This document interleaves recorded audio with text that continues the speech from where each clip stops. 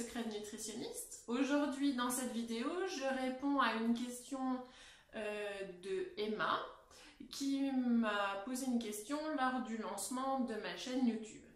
Alors, je réponds à une question d'Emma qui est assez longue et en plusieurs temps, qui était sur la question des goûters pour enfants.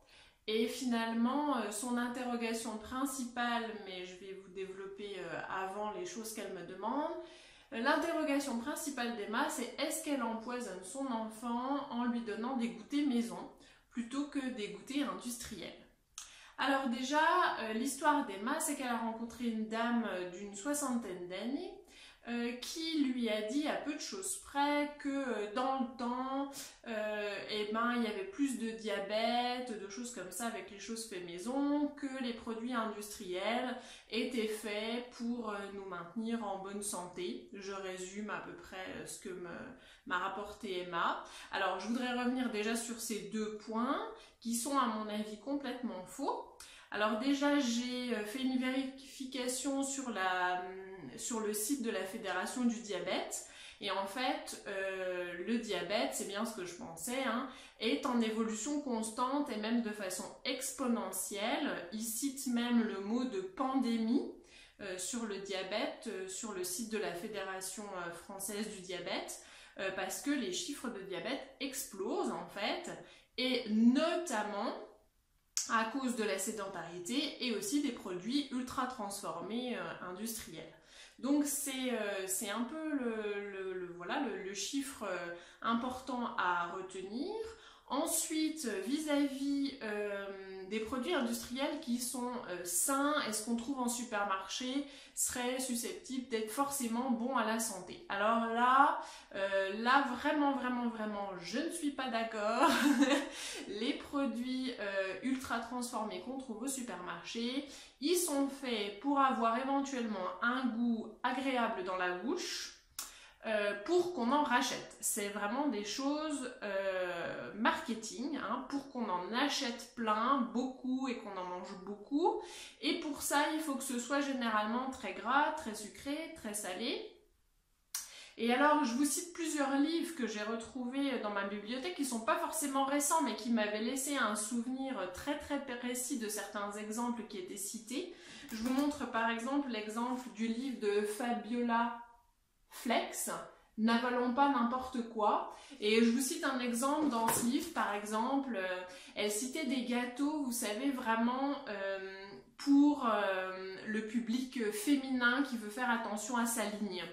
Et ces gâteaux, quand elle a analysé la composition, en fait, ils étaient plus gras que les gâteaux pour les goûters pour enfants juste à côté, les petites barquettes, vous savez, avec de la confiture.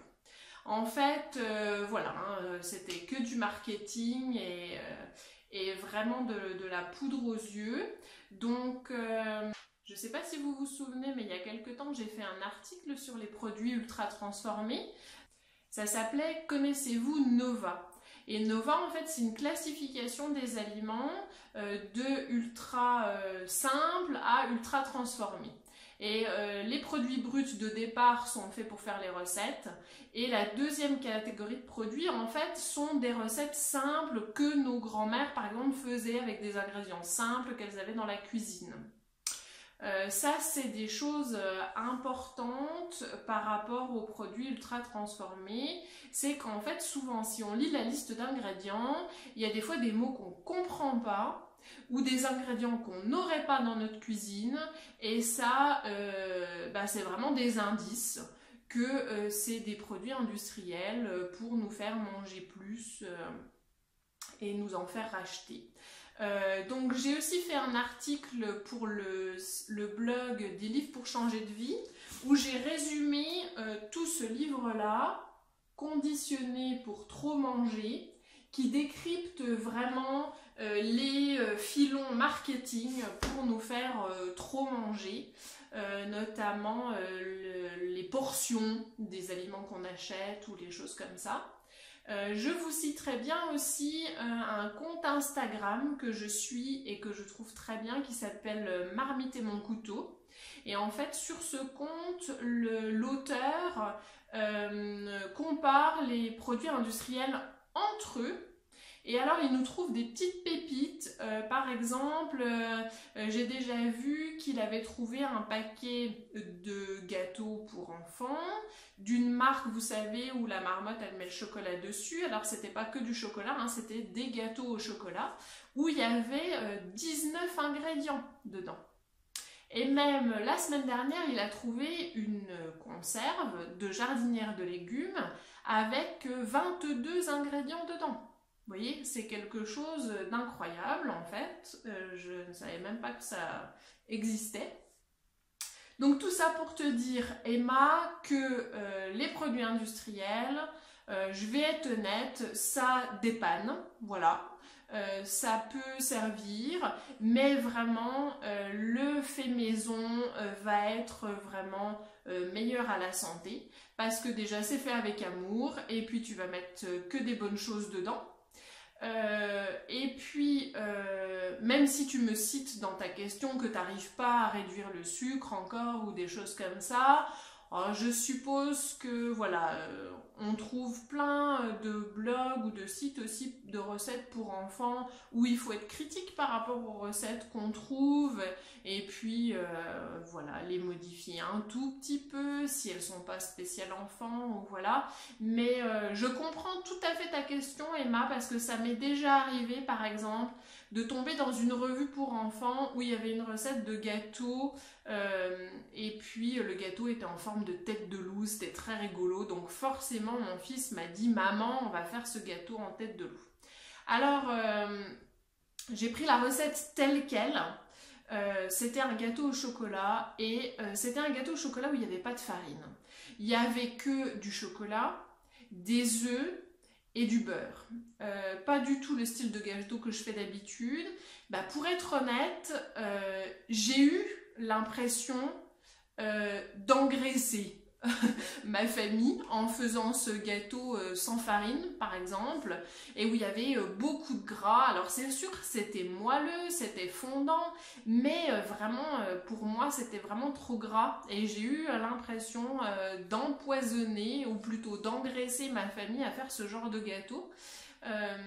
Parce que j'ai voulu essayer la recette telle qu'elle et ben tant pis, voilà, je l'ai fait une fois et pas deux.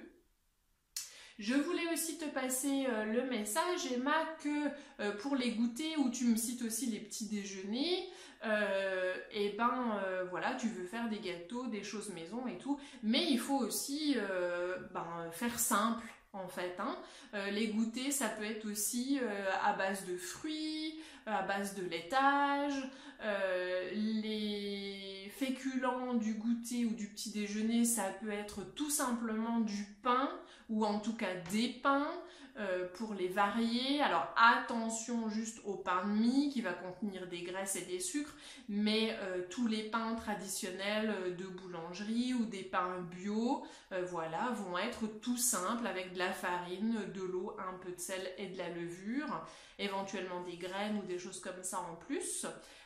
Voilà, des mueslis sans sucre ajouté avec des raisins secs, du granola éventuellement, voilà, qui va être un tout petit peu aromatisé avec du miel et de l'huile de coco ou de l'huile d'olive.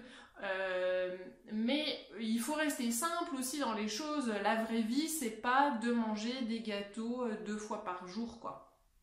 C'était le message que je voulais te faire passer, Emma. Vous voyez, ça peut être des crêpes, ça peut être...